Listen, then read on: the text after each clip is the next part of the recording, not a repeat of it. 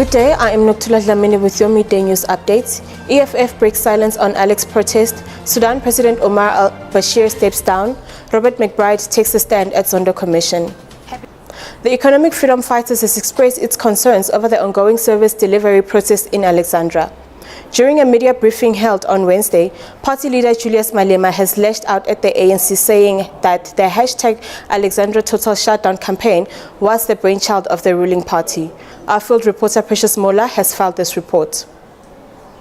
EFF leader Julius Malema has accused the ANC of instigating Alex Township protest as an election campaign ahead of the 2019 general elections. Malema has warned that this strategy will backfire on the ruling party. Alex protest is ANC protest, not Alex. It's a campaign strategy.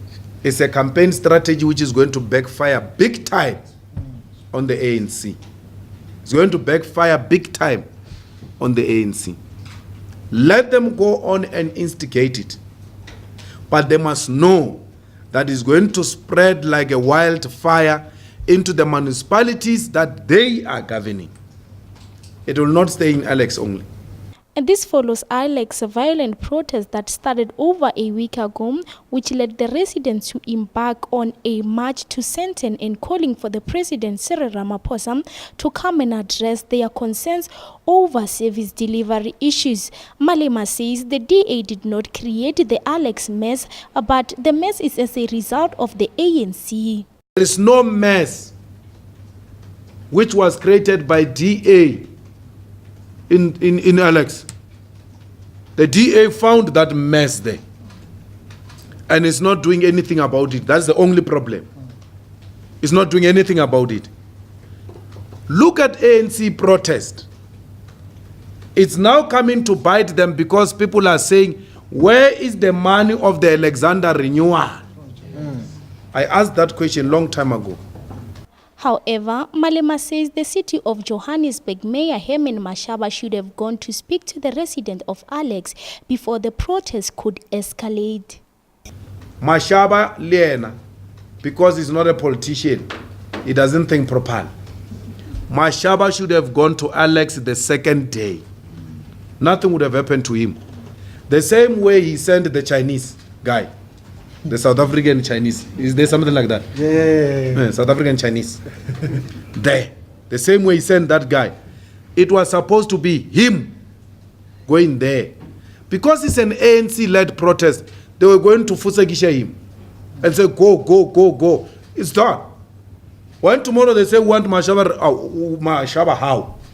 Malema says the EFF is not quiet about the Alex shutdown. He says the demands of the Alex residents are genuine. However, he says the march is not genuine as it is an ANC-led march with an ulterior motives. I'm Precious Mola, Joburgtv News, Johannesburg.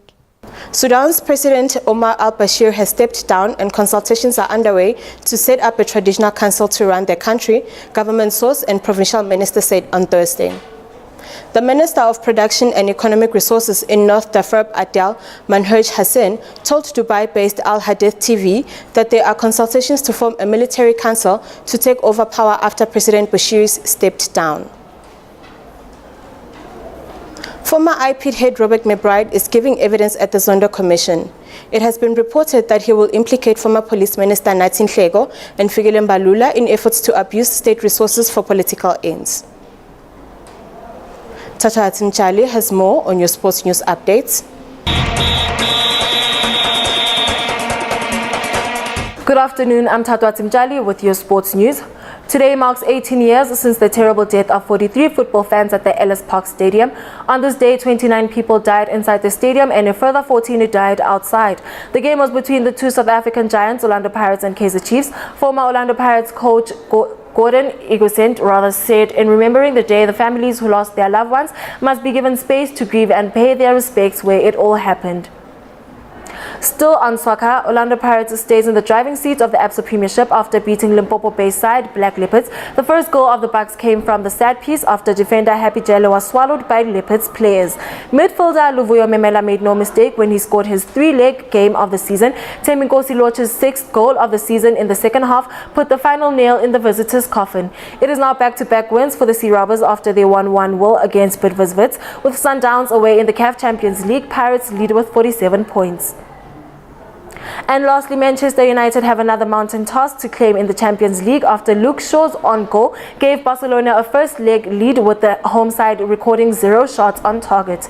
The Red Devil must produce another unlikely Champions League comeback to keep their hopes alive after Barcelona. The two sides will meet for the second leg next week, while in other games Ajax Amsterdam and Juventus play to a 1-1 draw. That's all from the sports desk. It's back to you, Noktula.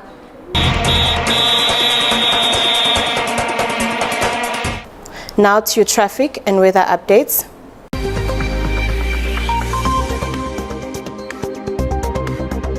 Thank you, Noktula. Looking at our roads, on the N12 westbound, there's a car crash before the Clip River Drive causing queuing traffic. On the N3 northbound, there's an accident seen on the Marlborough Drive causing heavy traffic, and motorists should be on the lookout. In Kempton Park on the R24 westbound, there's an obstruction causing delays towards the Barbara Road. Moving on to your weather updates, Johannesburg is at 22 degrees Celsius, Alberton peaking at 23 degrees Celsius, and lastly Centurion peaking at 23 degrees Celsius. That is it from the traffic and weather updates. Back to you, Noktula.